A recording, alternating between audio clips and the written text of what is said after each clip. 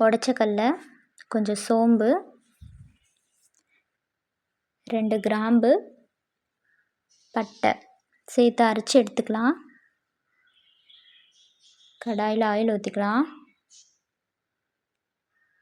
ஏலக்காய், பட்டை, கிராம்பு, இலை கொஞ்சம் சேர்த்துக்கலாம். வெங்காயம், கருவேப்பிலை, பச்சை மிளகாய்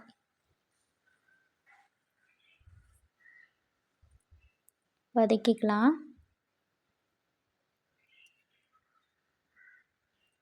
தேவையான அளவு உப்பு சேர்த்துக்கலாம். வெங்காயம் அதிகமாக வதங்கணும்னு இல்லை, கொஞ்சமாக வதங்கினோன்னே அது கூட இஞ்சி பூண்டு பேஸ்ட்டு சேர்த்துடலாம். ஒரே ஒரு தக்காளி மட்டும் நான் சேர்த்துருக்கேன். மஞ்சத்தூள் சேர்த்துக்கலாம். நம்ம அரைச்சி வச்சுருந்த விழுதை சேர்த்துக்கலாம். கூடவே கொஞ்சம் தண்ணி ஊற்றி நல்லா கொதிக்க விட்டுறலாம்.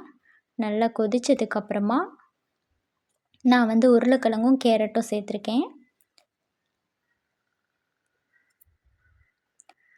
உருளைக்கிழங்கையும் கேரட்டையும் கொஞ்சம் வேக வச்சு எடுத்து சேர்த்தேன். அதனால் சீக்கிரமாகவே வெந்துருச்சு.